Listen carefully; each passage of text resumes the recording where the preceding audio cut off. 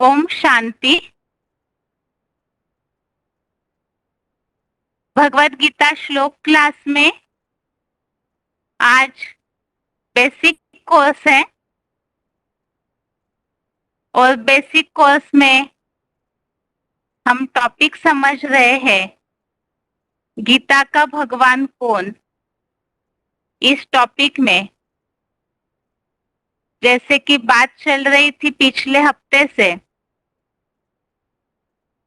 शिव और शंकर में अंतर है, लेकिन शंकर परमपिता शिव की याद के द्वारा ऐसी स्थिति बना लेते हैं कि वो शिवलिंग के रूप में यादगार मनाया जाता है, अर्थात शिव समान स्थिति धारण करते हैं।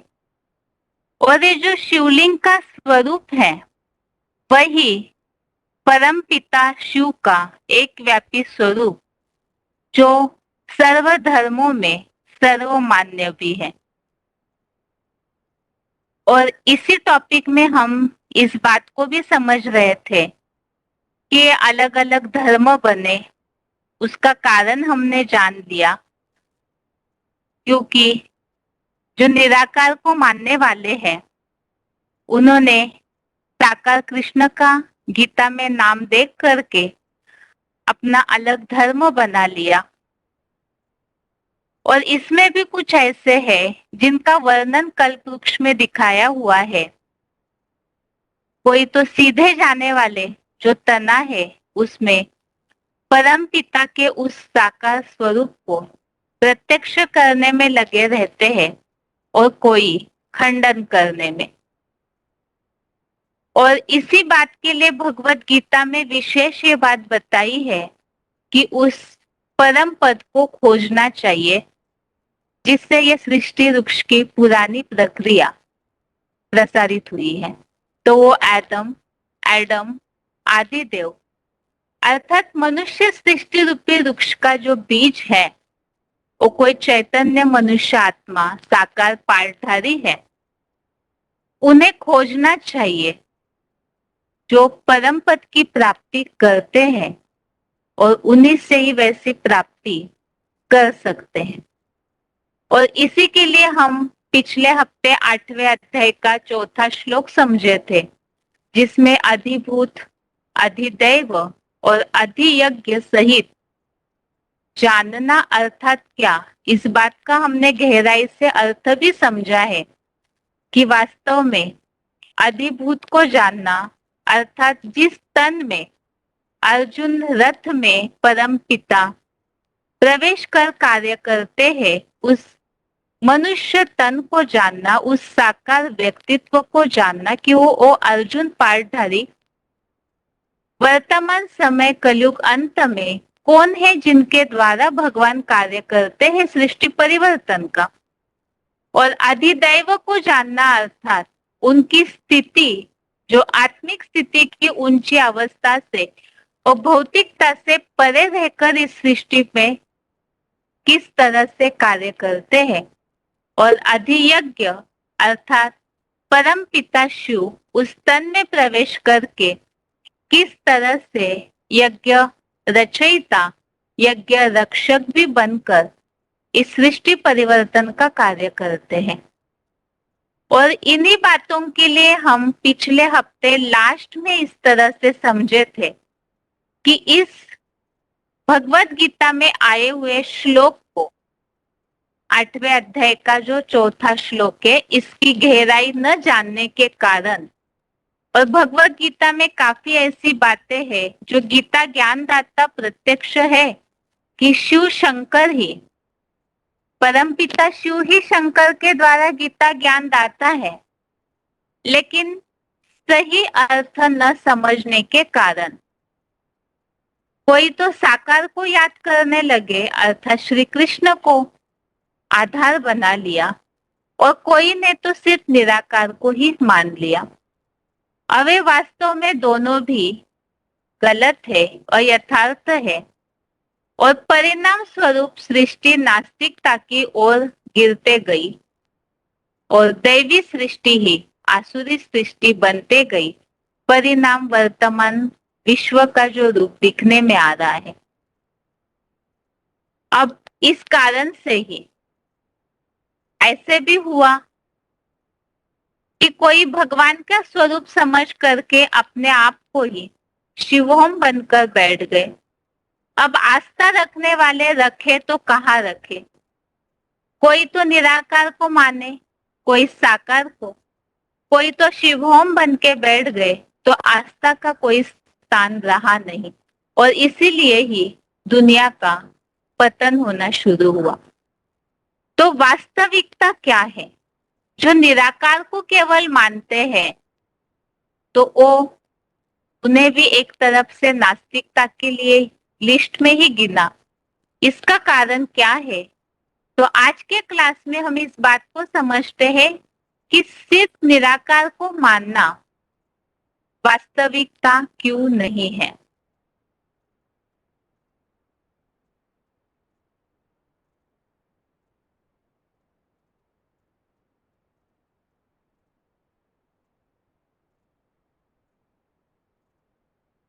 आगे है,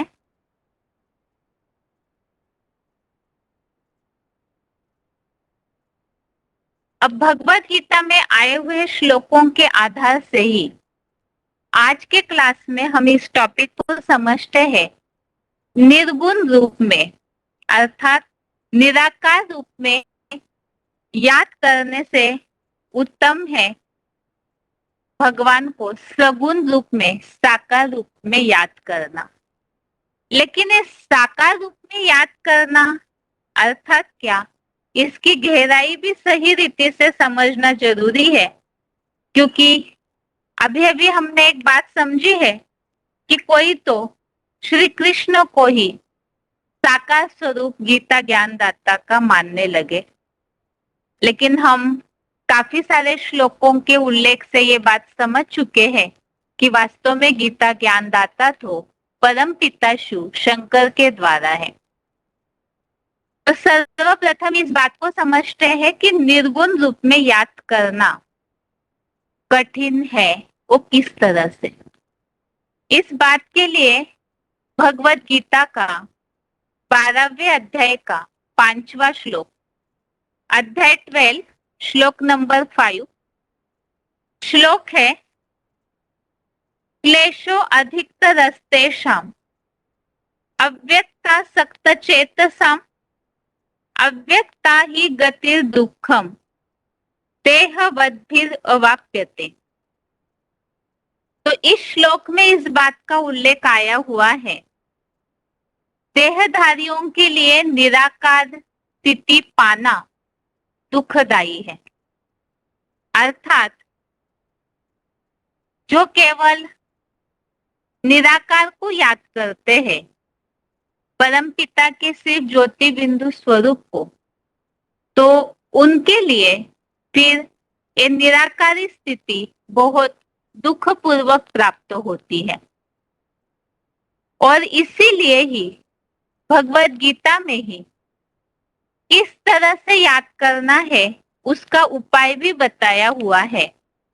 12वें अध्याय का 2 श्लोक, अध्याय 12 का श्लोक नंबर 2 श्लोक है, श्री भगवान उवाच मय्या वेश्य मनोये माम नित्य युक्ता उपासते श्रद्धया परयोपेतास्ते मैं युक्त तमामतः।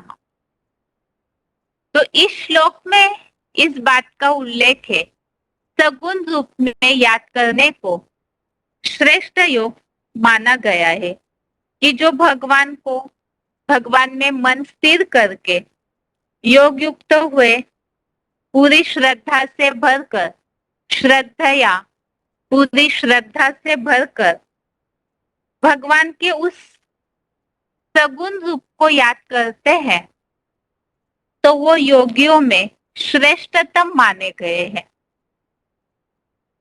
और ये तो है ही, जैसे निराकार को याद करना कठिन है, तो सगुण साकार रूप को याद करना श्रेष्ठ माना गया है।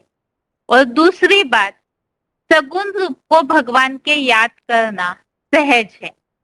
जिस कारण से याद सहज होगी तो निरंतर भी होगी। भगवान की प्राप्ति के लिए, जैसे कि हम शुरुआत में ही भगवत गीता या ये जो टॉपिक है गीता के भगवान का समझना शुरू किया, तो इस बात को समझे थे हम कि भगवत गीता के हर अध्याय के नाम के आगे योग शब्द जुड़ा हुआ है। योग अर्थात ही जुड़ना। तो जुड़ने अर्थात किसी से भी कोई लगन तब लगा सकता है, किसी को कोई याद तब कर सकता है जब उनसे स्नेह हो, और याद स्नेह से सहज होती है। और जब ऐसी याद करेंगे सहज और निरंतर, तो उसी से ही भगवान तक पहुंच सकते हैं। और भगवान तक पहुंचेंगे तो अखुट प्राप्तियों का भंडार भी खुल जाएगा। मानवीय जीवन का लक्ष्य तो यही है, जो दुख अशांति से मुक्ति पा सके। जो कलयुगांत में सबका जीवन इस दुख अशांति के जंजाल में घिरा हुआ है, तो इसके लिए ये बेहद जरूरी है कि भगवान की यथार्थ याद कैसे हो। इसी का सहज तरीका भगवत गीता में बताया है। सगुण रूप में याद करना श्रेष्ठ है, जिससे याद सहज और निरंतर हो सकती है। और इसी बात का महत्व 18वें अध्याय का 48वां श्लोक, अध्याय 18 का श्लोक नंबर 48 श्लोक है। सहजम कर्म कौन्तेय सदोषम अपि न त्यजेत सर्वारंभा हि दोषेन धूमे नाग्नि रिवावृता।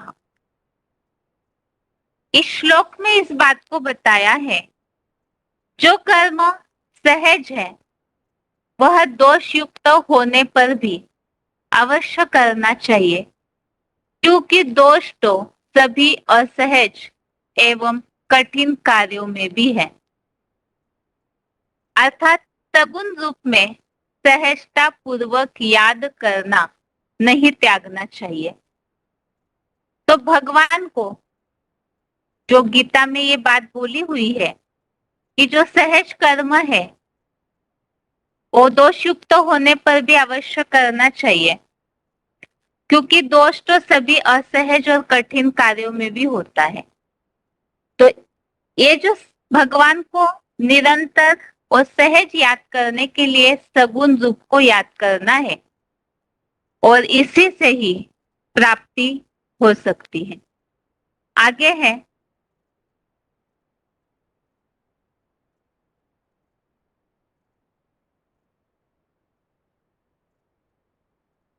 इसी बात का महत्व भगवत गीता के 16वें अध्याय का 7वां श्लोक, अध्याय 16 का श्लोक नंबर 7 श्लोक है। प्रवृत्तिं च निवृत्तिं च जना न विदुरासुरा न शौचम नापि चाचारो न सत्यम तेषु विद्यते। अर्थात आसुरी स्वभाव वाले पुरुष क्या करना चाहिए और क्या नहीं करना चाहिए, इस ज्ञान को नहीं जानते, इसीलिए वे न पवित्र रह पाते हैं, न श्रेष्ठ आचरण कर पाते हैं और न सत्य को जान पाते हैं। तो इस श्लोक में जो बताया है आसुरी स्वभाव वालों के लक्षण, कि जो आसुरी स्वभाव वाले हैं वो क्या करना चाहिए क्या नहीं करना चाहिए उस बात का ज्ञान नहीं रख पाते, नहीं जानते हैं। तो इस कारण से पवित्र नहीं रहते, तो श्रेष्ठ आचरण नहीं कर पाते, न सत्य को जान पाते। अर्थात जो यहाँ हम टॉपिक समझ रहे हैं, भगवान के निराकार रूप की याद करना अत्यंत कठिन है, क्योंकि वो सहज नहीं हो सकती। मनुष्य अपने जीवन में सदैव देहधारियों के साथ जीवन बिताता है।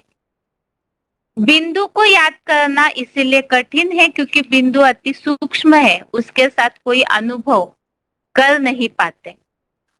और इसीलिए ही जिन्हें जन्म जन्मांतर की साकार के साथ रहने की आदत है, तो निर्गुण निराकार को सहज याद नहीं कर पाएंगे। और यहाँ इसीलिए ही हमने महत्व समझा भगवान को सगुण साकार रूप में याद करने के बारे में ही गीता में भी बताया है कि वो सहज कर्मों को त्यागना नहीं चाहिए।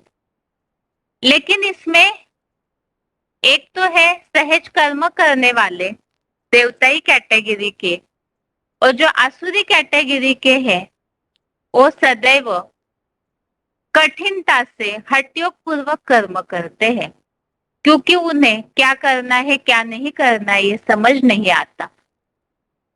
तो इसी कारण वो सत्य क्या है यथार्थ उसे जान नहीं पाते, अर्थात सगुण रूप में याद करने का महत्व नहीं जान पाते हैं। और इस बात से यह बात स्पष्ट होती है कि जो 16 कलाओं में बंधायमान गलत साकार चित्र श्री कृष्ण रूपी क्षरित चंद्र से योग लगाने से या फिर केवल कलातीत निर्गुण रूप में योग लगाने से कोई भी चरित्रवान नहीं बन सकता।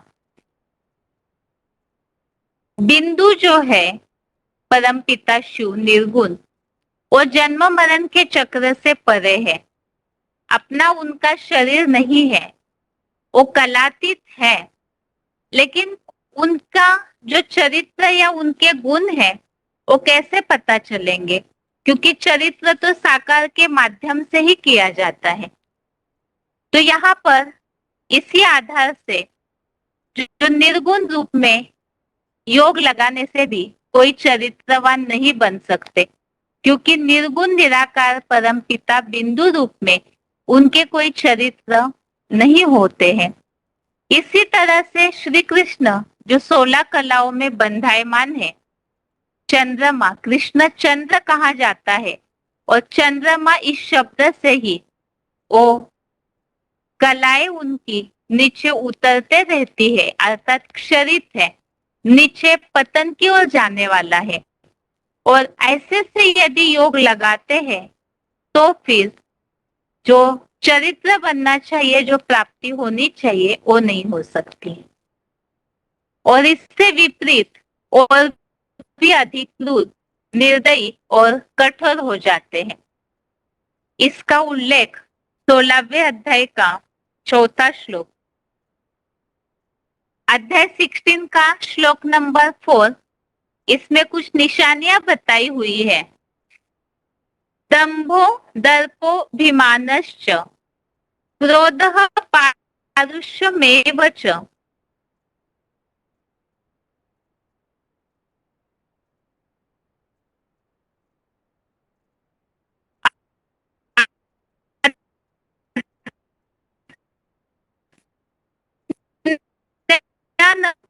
जातस्य पार्थ संपद मासुरी। तो इस श्लोक उल्लेख है, ये सारे अवगुण राक्षसी संपत्ति के साथ जन्म लेने वालों के हैं। तो इसमें विशेषकर जो बताया कठोरता, तो इस तरह से जो अनुचित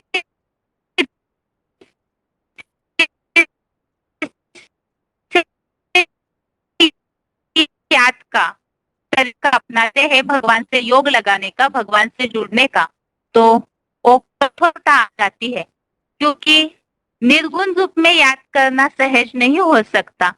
और सगुण रूप यदि श्री कृष्ण को मानते हैं, जबकि गीता के उल्लेखों से तो ये रूप गीता ज्ञानदाता का प्रत्यक्ष होता ही नहीं है, तो चरित्र रूप वाले कृष्ण चंद्रमा से योग लगाते हैं तो उससे चरित्रवान नहीं बनेंगे। और साथ में ही जो इस श्लोक के उल्लेखित कठोरता जैसे लक्षण उनमें आते हैं। और किस तरह से आगे और भी श्लोकों से हम इस बात को समझते हैं, आगे है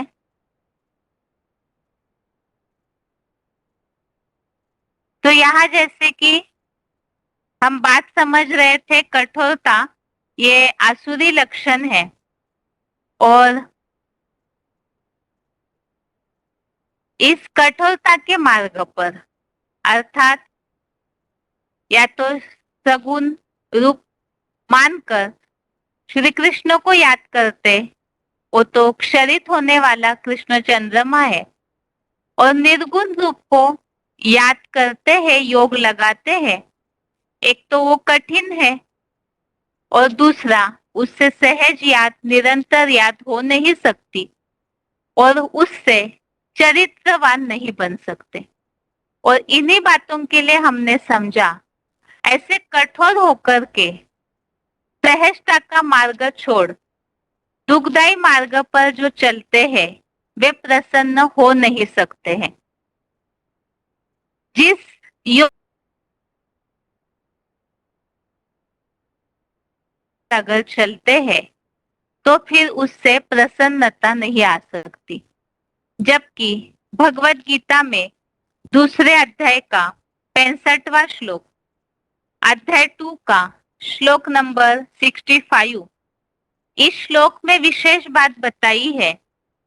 प्रसादे सर्व दुखानां हानि रस्योपजायते प्रसन्न चेतसो याशु बुद्धि पर्यवतिष्ठते। तो प्रसन्नता प्राप्त होने पर ही इस पुरुष के दुखों का नाश हो जाता है, क्योंकि प्रसन्न चित्त की बुद्धि भली भांति शीघ्र ही स्थिर हो जाती है। अब प्रसन्न ही नहीं होंगे, दुखों से मुक्त हो शीघ्रतम स्थिर बुद्धि भी नहीं बन सकते हैं।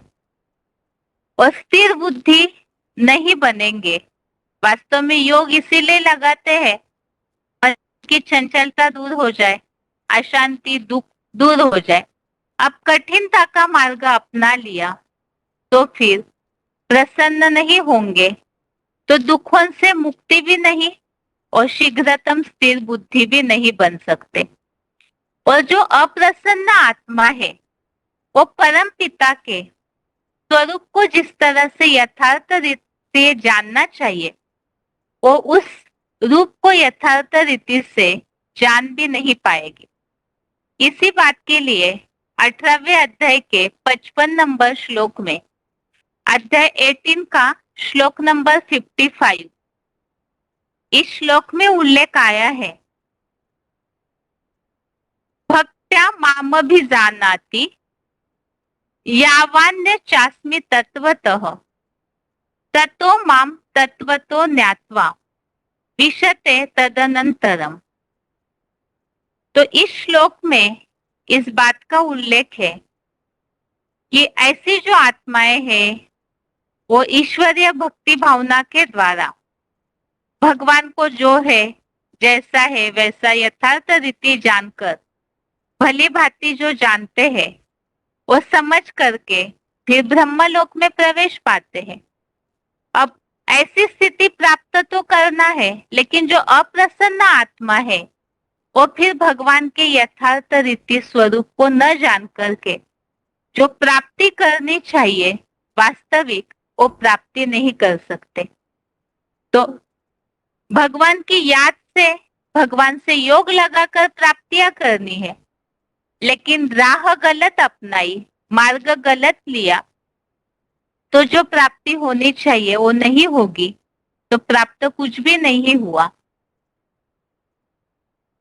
अब इसीलिए ही वास्तव में निर्गुण निराकार रूप को याद करना ये अनुचित है, और साथ में गीता ज्ञानदाता श्री कृष्ण को मानकर उन्हें याद करना ये भी गलत है। श्री कृष्ण गीता ज्ञानदाता है ही नहीं, इसे तो हमने समझा ही है, वो तो क्षरित होने वाला कृष्ण चंद्रमा है। और उसके बारे में तो हमने समझा है, जो खुद ही जन्म मरण के चक्र में आते हैं, दुखों में, और जो खुद व्यस्त है, तो फिर उनको उनसे योग लगाने से भी प्राप्ति हो नहीं सकती। और चरित्रवान बनना है तो निर्गुण निराकार के चरित्र तो कोई देख नहीं सकते। इसीलिए ही वास्तव में सगुण साकार रूप में भगवान को याद करना उचित है। अभी आगे हम इसी टॉपिक में समझते हैं कि जिन्होंने भगवान के इस सगुण रूप को याद करने का महत्व समझा नहीं, या गीता ज्ञानदाता के वास्तविक स्वरूप को समझा नहीं, तो उसका परिणाम क्या होता है? आगे है,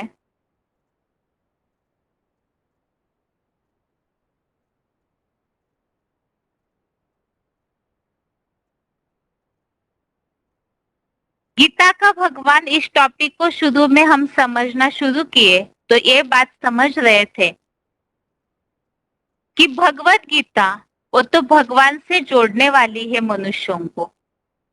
लेकिन भगवत गीता से ऐसा क्या कारण रहा जिस कारण समाज के दुखों का, अशांति का, समस्याओं का निवारण नहीं हो पाया?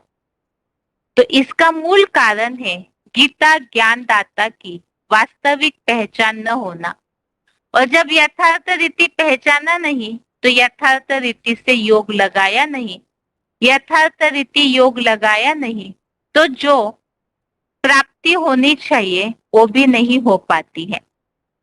जैसे अभी अभी हमने समझा, जब प्रसन्नता ही प्राप्त नहीं होगी, कठिनाई है मार्ग में, तो दुख पूर्वक चल रहे हैं तो उससे बुद्धि स्थिर नहीं होगी, स्थिर नहीं होगी तो भगवान से प्राप्ति नहीं कर सकते तो अंततः रिजल्ट कुछ भी नहीं मिल पाता। इसी बात को यहाँ समझते हैं। परमपिता परमात्मा शिव शंकर के सच्चे स्वरूप शिवलिंग को न जानने के कारण समाज में अनेक प्रकार के दुख उत्पन्न हुए और उनका निवारण न मिलने से ही दुर्गति हुई है। भगवत गीता में तो सारे मानवीय जीवन के समस्याओं का समाधान दिया हुआ है, लेकिन उसकी यथार्थता जानी नहीं, क्योंकि गीता ज्ञानदाता के वास्तविक स्वरूप को पहचाना नहीं, जो इसका प्रैक्टिकल गीता का स्वरूप है। और इसी कारण से ही समाज, विश्व दुर्गति की ओर है, जिसका सबसे पहला कारण भगवत गीता में जो उल्लेख आया है, काम को महाशत्रु नहीं समझा गया। काम वासना ही सृष्टि का कारण रूप, काम हेतु कम ऐसे मानने लगे।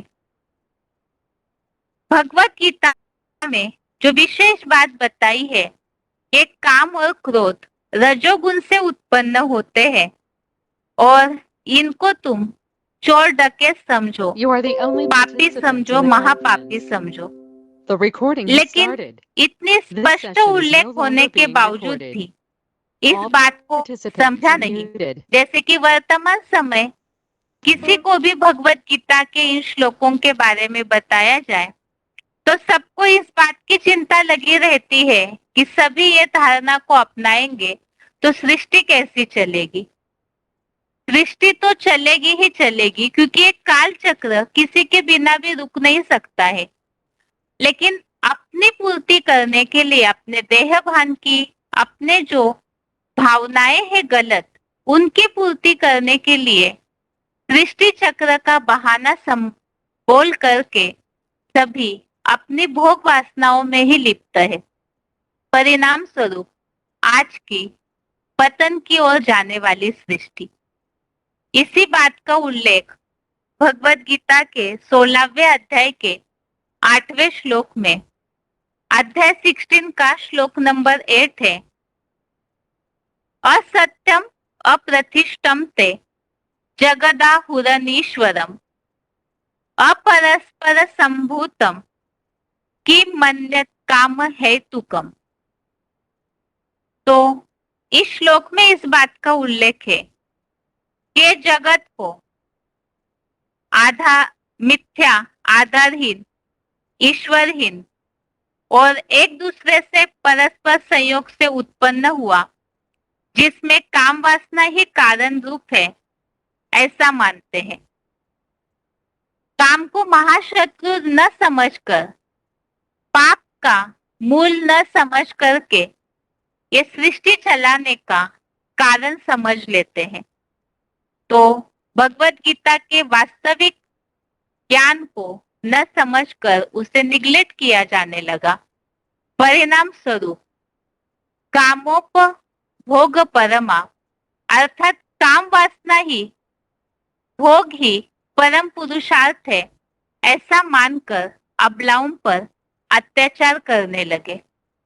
इसी बात का उल्लेख 16वें अध्याय का 11वां श्लोक, अध्याय 16 का श्लोक नंबर 11 श्लोक है, चिंताम अपरिमेयाम च प्रलयांताम उपाश्रिता कामोपभोग परमा एता वदिति निश्चितः। अर्थात वे जगत के प्रलयांत तक अनगिनत अपूरणीय क्षणिक आकांक्षाओं वाली चिंताओं के सदा काल अधीन हुए। सदा काम विकार भोगना ही सांसारिक परम प्राप्ति है और संसार में यही सब कुछ है, यही परम आनंद है, ऐसे ही भ्रम में दृढ़ निश्चयी है। तो आसुरी सृष्टि के इन लक्षणों में जो भगवत गीता में वर्णित है, जो भगवान के वास्तविक स्वरूप को समझे नहीं, जैसे कि हमने इस बात को समझा, श्री कृष्ण का चरित्र जो शास्त्रों में वर्णित है तो उसे फॉलो करने लगे। भगवत गीता का वास्तविक ज्ञानदाता जो वैराग्य का वास्तविक स्वरूप है, उन्हें न समझकर यथार्थ रीति फिर काम वासना ही परम पुरुषार्थ है, ये भोग भोगना ही यही सृष्टि का सर्वमान्य रास्ता है, ऐसे समझ करके सृष्टि पतन की ओर जाने लगी। परिणाम स्वरूप जो भगवत गीता में उल्लेख आया हुआ है कि ये जो काम और क्रोध है ये धीरे धीरे बुद्धि का नाश करते हैं, बुद्धि नाशात प्रणश्यति, ऐसे स्थिति तक पहुंचा देते हैं और वही आज की सृष्टि का हाल है। तो आज के क्लास में हमने इस बात को समझा है कि वास्तव में सगुण साकार रूप को याद करना ही एक वास्तविकता है और जो निर्गुण निराकार को याद करते हैं उसके कारण एक तो उसे याद करने में कठिनाई है। जो श्लोक हमने समझा, निराकार को याद करने में दुखपूर्वक ऐसी अवस्था की प्राप्ति होती है, इसीलिए भगवान के सगुण रूप को याद करना है। और इस बात को जिन्होंने नहीं समझा है तो वो फिर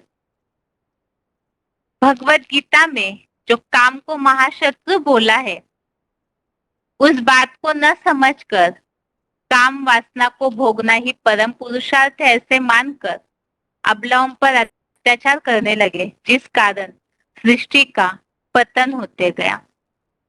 अभी आगे आज के क्लास में समझे हुए इन्हीं बातों को हम मुरलियों में आए हुए उल्लेखों के द्वारा समझते हैं।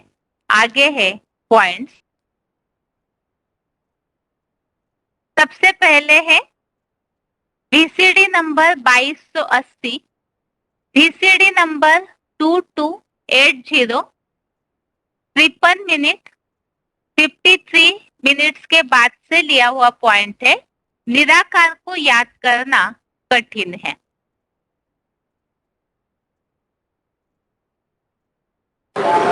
शिव बाप तो ज्योति बिंदु का नाम है। शिव बिंदु की कहीं पूजा होती है? अरे बिंदु को तो याद किया जा सकता है, वो भी पावरफुल आत्माएं निराकार को याद कर सकती है। इब्राहिम, बुद्ध, क्राइस्ट जैसे याद करते हैं, निराकारी स्टेज बन जाती है। उनका चेहरा मोहरा देखने से ही पता लगता है कि निराकारी दुनिया से आए हैं। कमजोर आत्माएं तो निराकार को याद ही नहीं कर सकती। गीता में भी क्या लिखा है? अव्यक्तात् गतिर दुखम देह बद्धिर अवाप्यते। अव्यक्त स्थिति जो है देहधारियों के द्वारा बड़ी मुश्किल से प्राप्त होती है, बहुत कठिन है निराकार को याद करना। तो उस निराकार को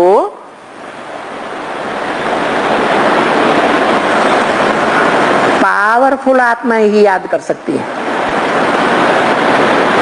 तो सहज रास्ता क्या है जो सबके लिए सहज हो जाए?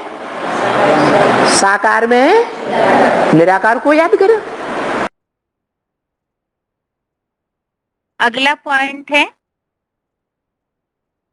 सगुण और अगुण अर्थात निराकार में भेद नहीं करना चाहिए।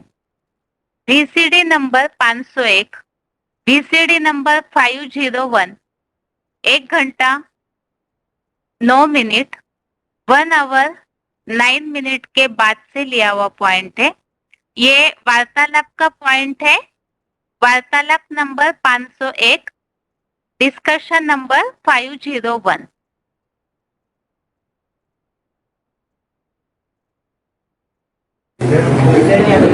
जो विधर्मी आत्माएं होंगी वो यहाँ भी अंतर करती रही है 63 जन्म, और वहां भी अंतर करती रही है।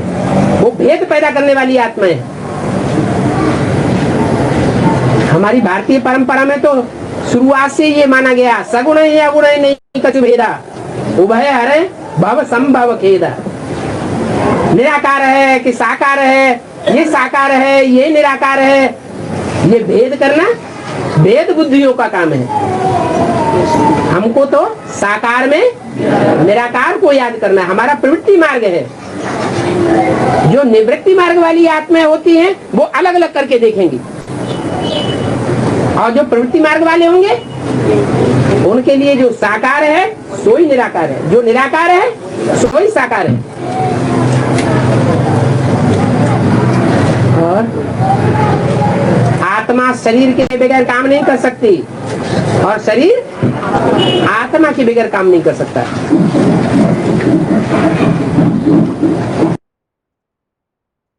अगला पॉइंट है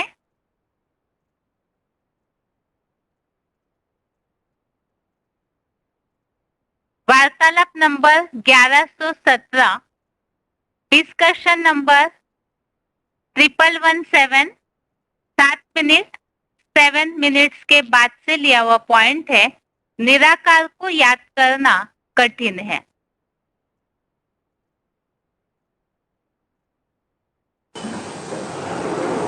किसी एक निराकार को जब साकार मुकर्रर रथ के द्वारा याद किया जाता है तो याद निरंतर हो जाती है,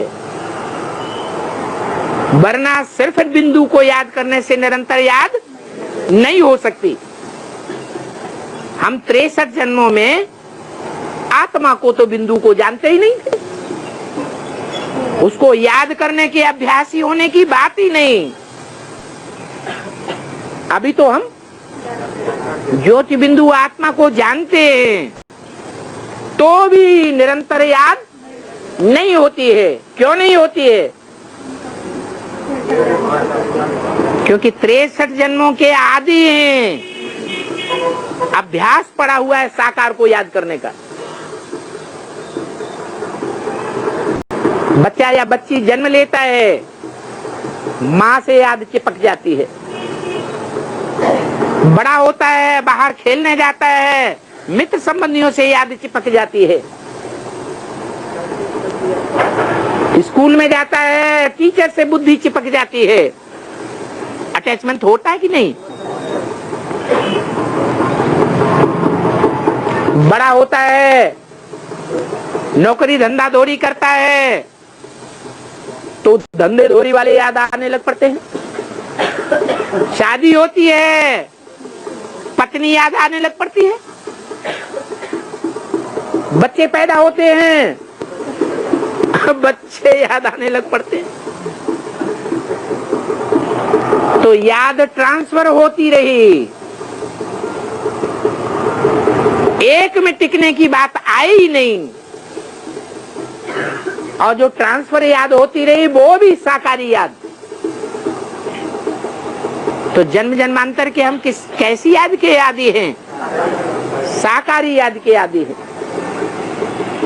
इसलिए बाप भी हमको तरीका बताते हैं, बच्चे क्या करो,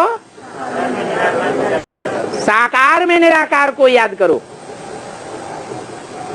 और अनेक साकार में नहीं, मैं सर्वव्यापी नहीं हूं, एक ही मुकर्रर रथ के द्वारा मैं बाप के रूप में प्रत्यक्ष होता हूं, बच्चों को वर्षा देता हूं एक बाप के रूप में।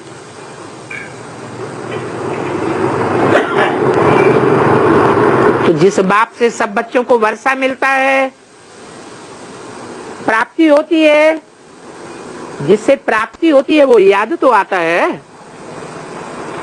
नहीं याद आता है, और बेहद की प्राप्ति हो फिर तो और जास्ती याद आता है। तो निरंतर याद का ये साधन है क्या? साकार में निराकार को याद करना।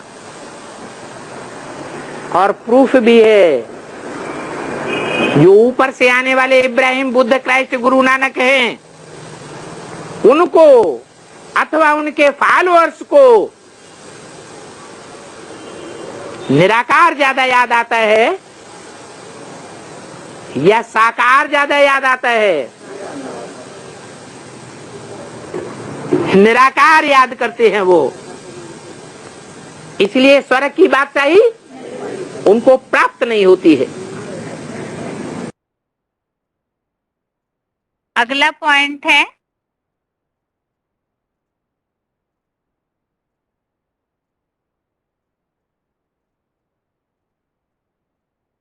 वीसीडी नंबर 2411, वीसीडी नंबर 2411, 3 घंटा 43 मिनट 3 आवर्स 43 मिनट्स के बाद से लिया हुआ पॉइंट।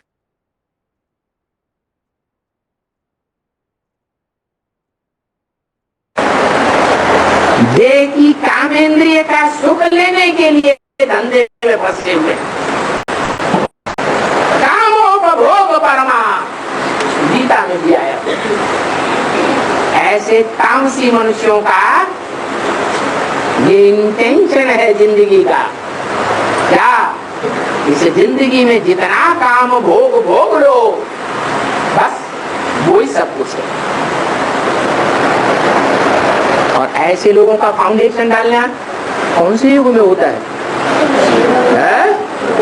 तो देखना है आंखें खोल करके, इस ब्राह्मणों की दुनिया में ब्राह्मण बन करके भी हम ऐसी दुनिया का फाउंडेशन डालने वाले तो नहीं बन रहे हैं जिनका लक्ष्य जीवन का काम भोग है, कामेंद्रिय का सुख भोगने के लिए सारा धंधा गोरी करते हैं जिंदगी।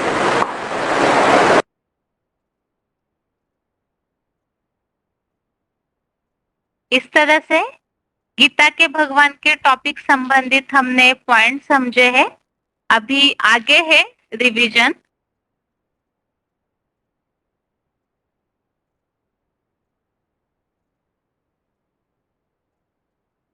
रिवीजन में सर्वात्माओं का पिता एक है।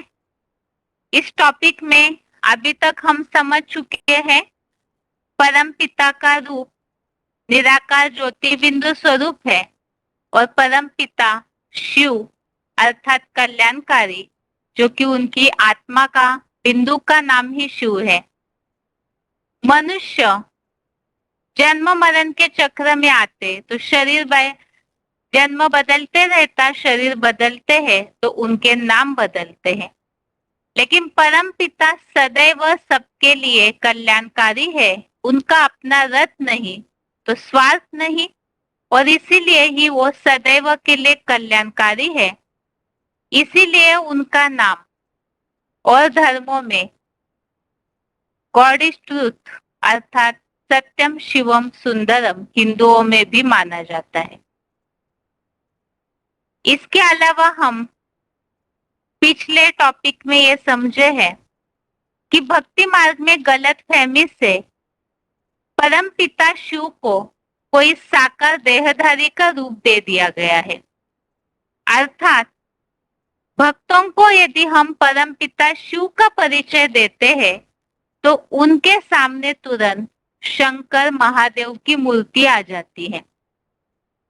शिव कहने से ही भक्तों के मन में शंकर का नाम आता है।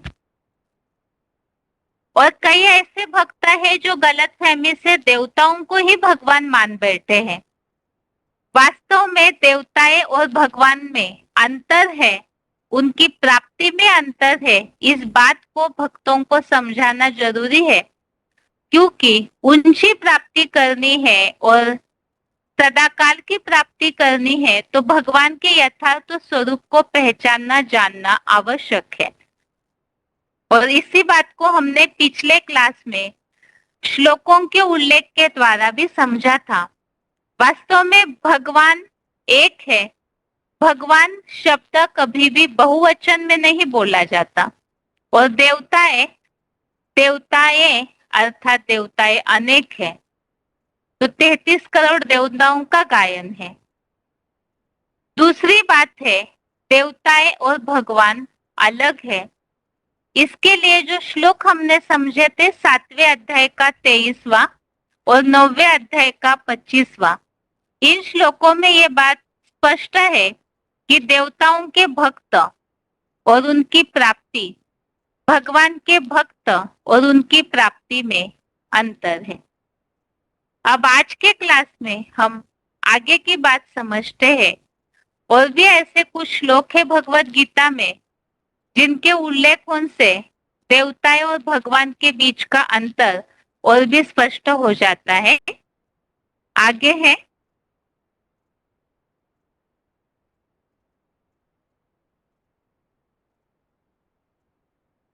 देवताएं भगवान को नहीं जानते हैं, ऐसा भगवत गीता में उल्लेख है।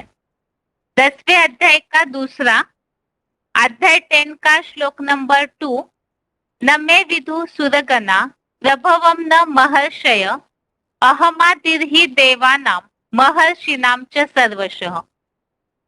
इस श्लोक में यह उल्लेख है, मेरे प्रकृष्ट जन्म को अर्थात दिव्य जन्म को न देवगण न महर्षियों ने जाना है, क्योंकि देवताओं और महर्षियों का सब प्रकार से आदि मैं हूँ। इस श्लोक से ये बात स्पष्ट होती है, भगवान को जानते नहीं है तो भगवान अलग है, तभी तो न जानने की बात का उल्लेख आया। सब प्रकार से भगवान ही सबका आदिकालीन आदिश्वर है। तो जरूर देवताएं और भगवान अलग है, इसीलिए ये बात उल्लेखित है। और विशेष बात यह है कि बच्चे अपने पिता के पूरे जीवन कहानी को नहीं जान पाते, क्योंकि बच्चे रचना होते।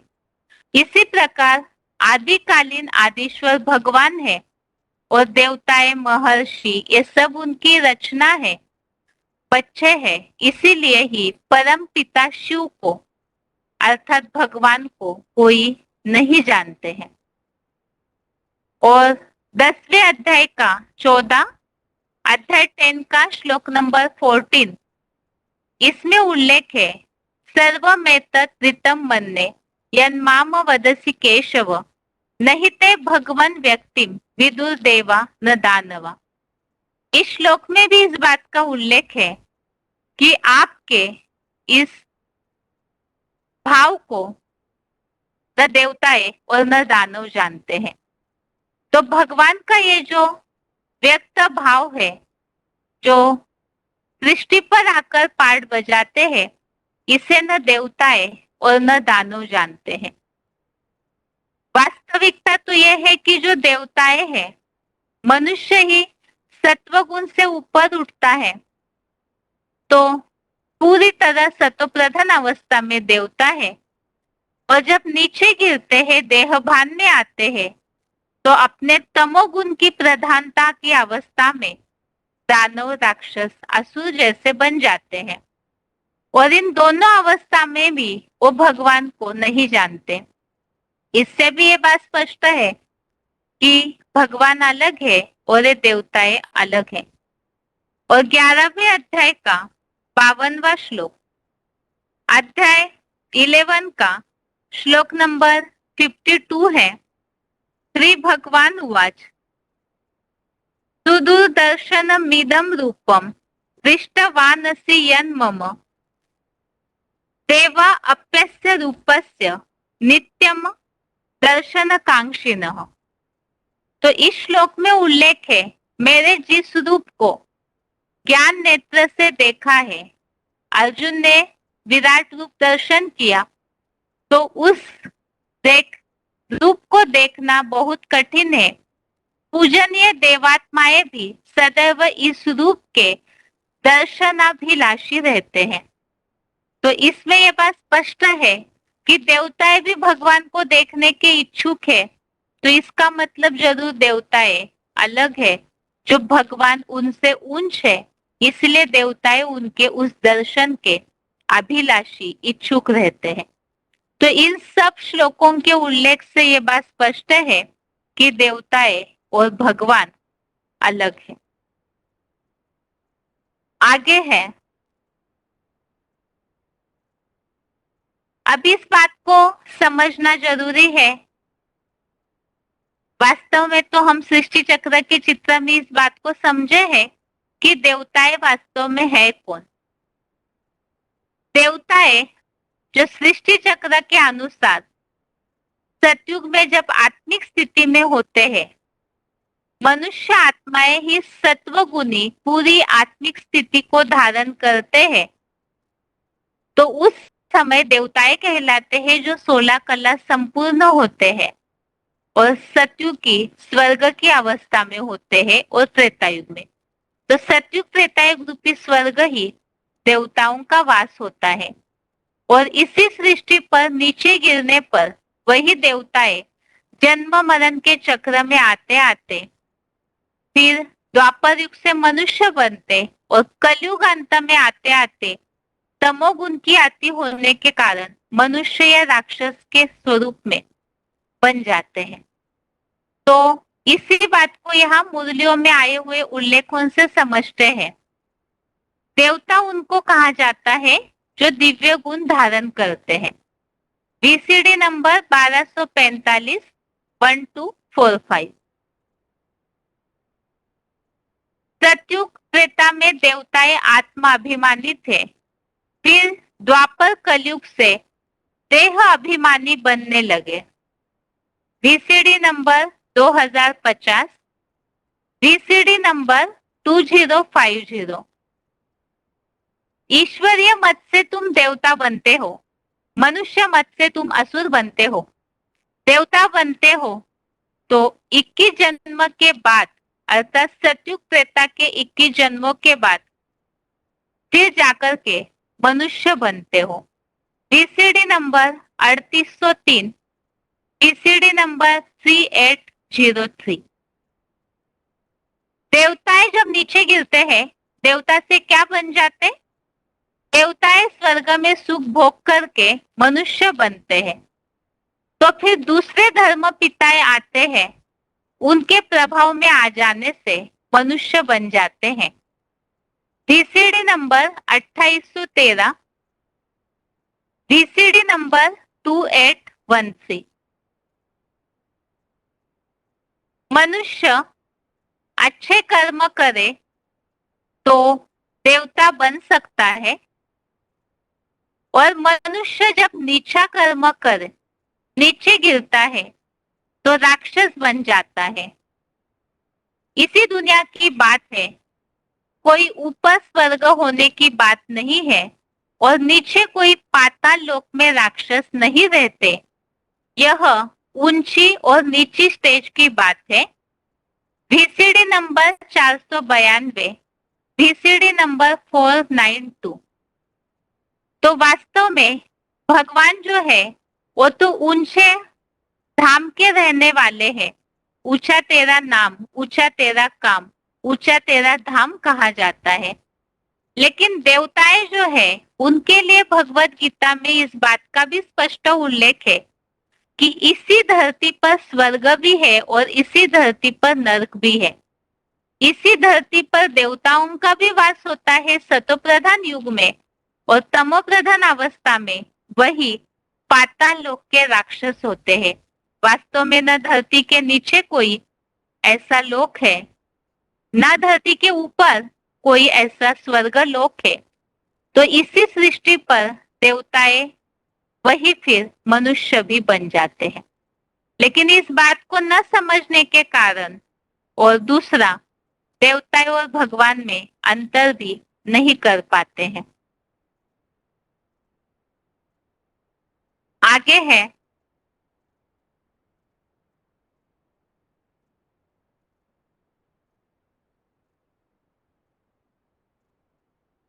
देवताएं भी 3 गुणों से प्रसार होते हैं।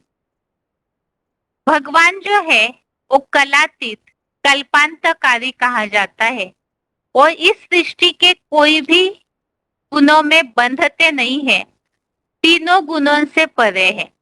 लेकिन देवताएं जो जन्म मरण के चक्र में आते हैं, इस सृष्टि के प्रकृतिगत 3 गुणों से बंधे हुए रहते हैं। उन्हीं बातों का उल्लेख भगवत गीता में भी आया हुआ है। तो मनुष्य जब देवत्व से गिरकर मनुष्य बनते तो भारत की सचखंड की दुनिया पाताल में चली जाती है, माना देवताएं नीचे गिर जाते हैं।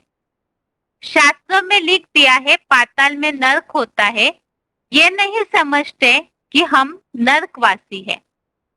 VCD number 492, VCD number 492। तो इसी सृष्टि पर स्वर्ग और नरक दोनों भी है। देवताएं कोई अलग लोक के वासी नहीं है। इसी बात का उल्लेख 16वें अध्याय का 6वां श्लोक, अध्याय 16 का श्लोक नंबर 6 है। द्वौ भूत सर्गो लोकेस्मिन् दैव आसुर एव च दैवो विस्तरशः प्रोक्त आसुरम पार्थ मे शृणु। इसमें इस बात का उल्लेख है, इस लोक में प्राणियों की 2 प्रकार की सृष्टि है, एक तो देवताओं की और दूसरी असुरों की।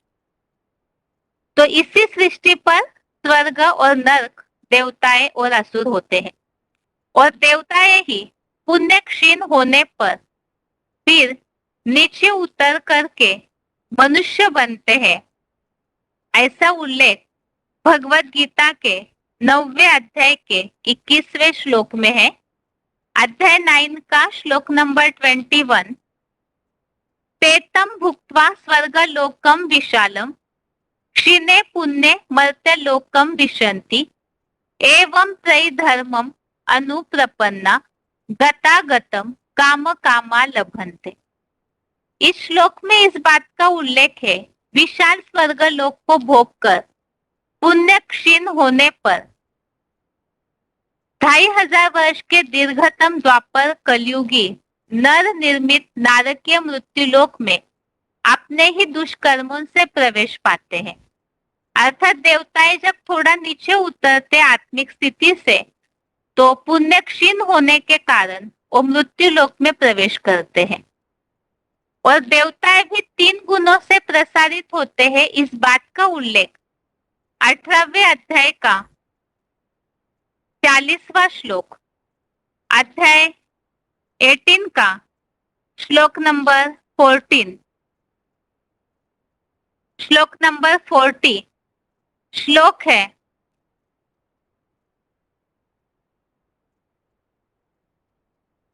न तदस्ति पृथ्वीव्याम वा दिवि देवेषु वा पुनः सत्वं प्रकृति जय मुक्तम यदेवी स्यात् त्रिभिर्गुणे। तो इस श्लोक में इस बात का उल्लेख है, प्रकृति से उत्पन्न हुए 3 गुणों से मुक्त भूत भविष्य और वर्तमान में जो हो वह प्राणी या पदार्थ पृथ्वी में अथवा वैकुंठ धाम व देवलोक में भी नहीं है। अर्थात देवताएं भी 3 गुणों से प्रसारित होते हैं, और 3 गुणों से प्रसारित होते हैं तो नीचे भी गिरते हैं। तो इन सारे बातों से आज के क्लास में रिवीजन में हमने एक इस बात को समझा, जो भक्तों के मन से इस बात को क्लियर करना जरूरी है, एक गलत फहमी को निकालना जरूरी है। भगवान और देवताएं अलग है। देवताएं जो है वास्तव में वो कोई अलग नहीं है। मनुष्य ही सत्व गुण से ऊपर उठता है तो देवता बन जाते हैं। और जैसे मनुष्य भगवान को नहीं जानते हैं, वैसे देवताएं भी भगवान को नहीं जानते हैं। इस बात का उल्लेख हमने 10वें अध्याय के श्लोकों से समझा। 11वें अध्याय का 52वां, अध्याय 11 का श्लोक नंबर 52 से भी समझा कि देवताएं भगवान को नहीं जानते। इसका मतलब जरूर देवताएं भगवान से अलग है। तो देवताएं है कौन? इस बात को हमने समझा कि सतयुग त्रेतायुग रूपी स्वर्ग में देवताएं होते हैं जो आत्मिक स्थिति में रहते हैं, और जब वही आत्मिक स्थिति से जन्म मरण के चक्र में आते आते प्रकृति के संबंध से आने से नीचे गिरते हैं तो मनुष्य बनते हैं, और विधर्मियों के कनेक्शन में आते आते यही मनुष्य असुर भी बन जाते हैं। तो यही सृष्टि पाताल या नरक लोक कही जाती है। इसी सृष्टि पर स्वर्ग और नरक दोनों भी है, और देवताएं भी इसी सृष्टि के वासी है, और वही फिर असुर बनकर इसी सृष्टि में रहते हैं। और इन सब बातों से ये बात स्पष्ट होती है कि वास्तव में देवताएं भगवान से अलग है। अब उनमें क्या अंतर है उसे हम अगले हफ्ते के क्लास में समझते हैं। आज के लिए बेसिक कोर्स का रिवीजन का टॉपिक यहाँ तक ही, और इसके साथ ही गीता क्लास यहाँ पूरा होता है। ओम शांति।